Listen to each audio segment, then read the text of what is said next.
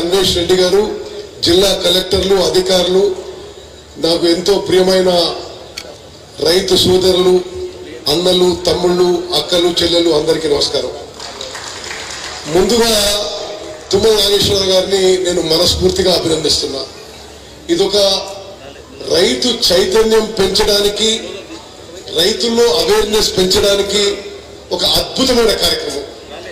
మరి మహబూబ్ నగర్ లో చూసిన ఈ ప్రోగ్రాం ముందు ఏర్పాటు చేసినప్పుడు, తర్వాత నేను నాగేశ్వరరావు గారిని మా జిల్లాలో ఏర్పాటు చేయమని చెప్పిన, కానీ మరి నిజామాబాద్ లో ఏర్పాటు చేసింది. మరి నిజంగా కూడా ఇటువంటి కార్యక్రమాలు రాష్ట్రంలో ప్రతి జిల్లాలో, ప్రతి నియోజకవర్గంలో జరిగితే రైతుల్లో చైతన్యం పెరుగుతుందని చెప్పి ఒక మంచి కార్యక్రమం అని చెప్పి మనస్ఫూర్తిగా తుమ్మల నాగేశ్వరరావు గారిని, వారి అగ్రికల్చర్ డిపార్ట్మెంట్ మొత్తాన్ని అభినందిస్తున్నా. నిజామాబాద్ మిత్రులారా, మరి మీ అందరితో నాకు ఒక 30 ఏళ్ల సంబంధం. ఉమ్మడి ఆంధ్రప్రదేశ్ లో housing and urban development minister గా నిజామాబాద్ వచ్చిన, ఆ తర్వాత రాష్ట్ర కాంగ్రెస్ పార్టీ అధ్యక్షునిగా నిజామాబాద్ వచ్చిన, మరి పార్లమెంట్ సభ్యునిగా నిజామాబాద్ కి పసుపు బోర్డు ఏర్పాటు చేయాలని మీ పక్షాన పార్లమెంట్ లో మాట్లాడింది మీ ఉత్తమన్న. మరి ఇప్పటి వరకు ఆ పసుపు బోర్డు ప్రకటించింది కానీ పని మొదలు పెట్టేదని తెలుస్తుంది. మరి అనేక దశాబ్దాలుగా కాంగ్రెస్ పార్టీలో అందరూ పరిచయం ఉన్న వ్యక్తిని మరి ఈరోజు నిజామాబాద్ రావడం, ప్రత్యేకంగా వ్యవసాయానికి సంబంధించిన కార్యక్రమం రావడం నాకు ఎంతో సంతోషం, సంతృప్తి అని చెప్పి నేను మనం చేస్తున్నాను. నేను ముందుగా ఈరోజు మాట్లాడిన నాయకుల విషయాల మీద స్పందిస్తాను. నేను సభాముఖంగా ఒక ప్రకటన చేస్తున్నా.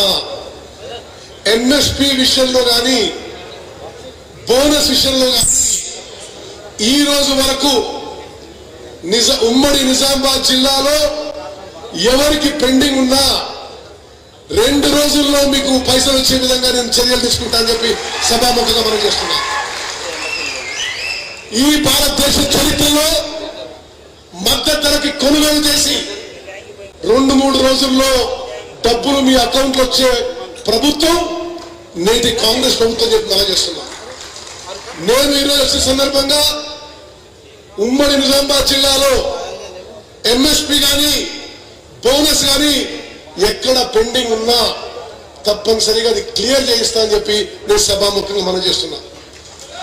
అదేవిధంగా ఉమ్మడి నిజామాబాద్ జిల్లా కూడా ఎంతో ఉపయోగపడే ప్రాణహిత చేవెళ్ల ప్రాజెక్టు గత ప్రభుత్వం ఆపేసిన విషయం కూడా మీకు మనం చేస్తూ, గత ప్రభుత్వం ఏమన్నారు, నేను ఎక్కువ రాజకీయ విమర్శలు పోకున్నా వాస్తవాలు చెప్పాల్సిన అవసరం ఉంది.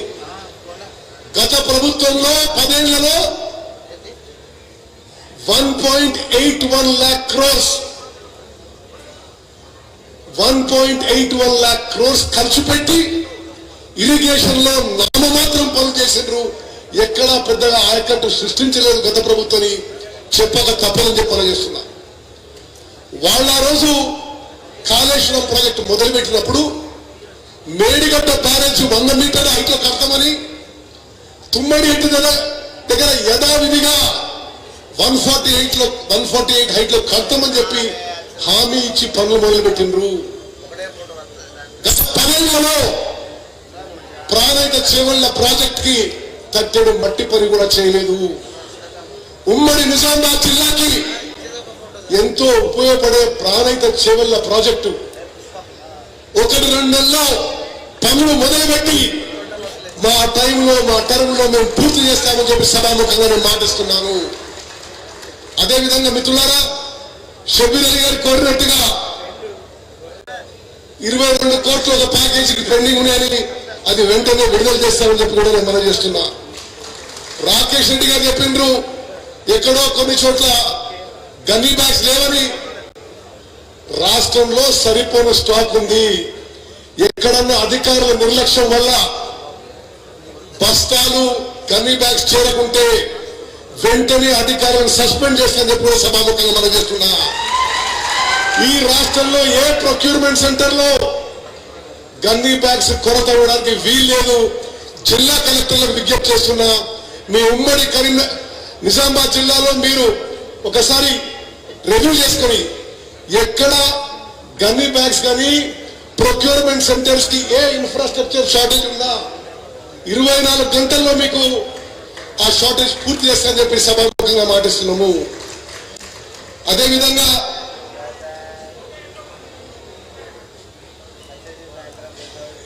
మరి మహేష్ గౌడ్ గారు వారి ఈ నిజాం సాగర్ SRSP గురించి మాట్లాడారు.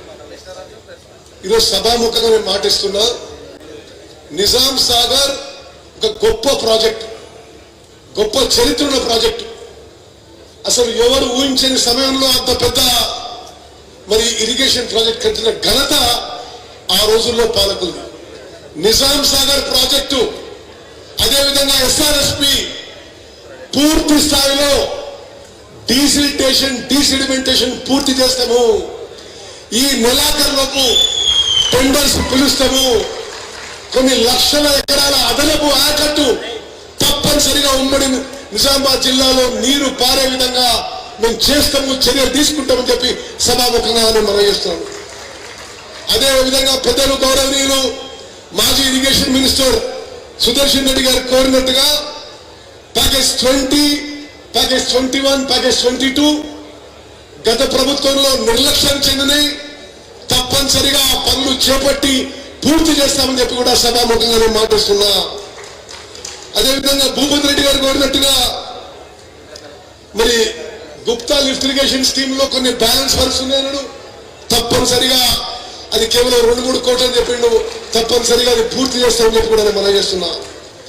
ఉమ్మడి నిజామాబాద్ జిల్లాలో ఫైనాన్షియల్ వయబిలిటీ ఉంది, టెక్నికల్ వయబిలిటీ ఉంటే మరి మీరు కోరినట్టుగా చెక్ డ్యామ్స్ కూడా మంజూరు చేస్తామని చెప్పి కూడా నేను మనం చేస్తున్నా. మిత్రులారా, మన ప్రభుత్వం, మన కాంగ్రెస్ ప్రభుత్వం మహేష్ గౌడ్ గారు చెప్పినట్టుగా రైతులు మీరు పెద్ద సంఖ్యలో మమ్మల్ని ఎన్నుకున్నందుకే మేము ఇక్కడ కూర్చున్నాం. ఏనాడు మర్చిపోవు ఈ ప్రభుత్వం రైతు పక్షపాతంగా వ్యవసాయానికి అన్ని విధాలుగా చర్యలు తీసుకుంటామని చెప్పి నేను మరోమారు మనం చేస్తున్నాను. ఇరిగేషన్ విషయంలో తక్కువ ఖర్చుతో ఎక్కువ ఆయకట్టు సాగులో వచ్చే విధంగా, ఎక్కువ నీరుచ్చే విధంగా మేము నిరంతరం చర్యలు తీసుకుంటాము అని చెప్పి నేను మనం చేస్తున్నాం.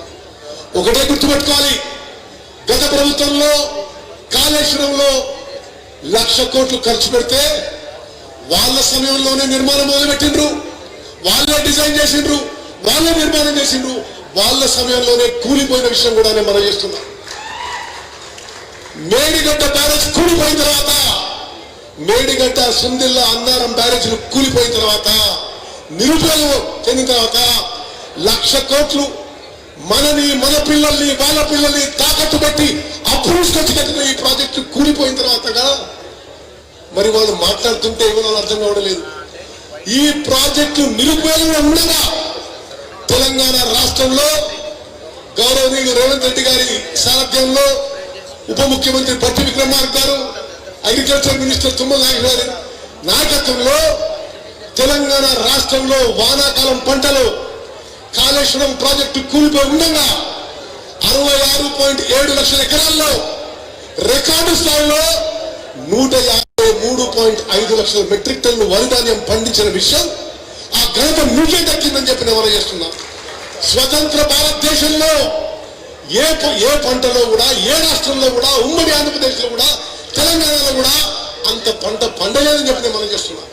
ఇది కాళేశ్వరం ప్రాజెక్టు కూలిపోయి ఉండగా వానాకాలంలో 153.5 లక్షల మెట్రిక్ టన్ను పండితే ఇప్పుడు యాసంగి పంటలో 57 లక్షల ఎకరాల్లో 127.5 లక్షల మెట్రిక్ టన్ను వరిధాన్యం పండింది. అంటే స్వతంత్ర భారతదేశంలో ఏ రాష్ట్రంలో పండని విధంగా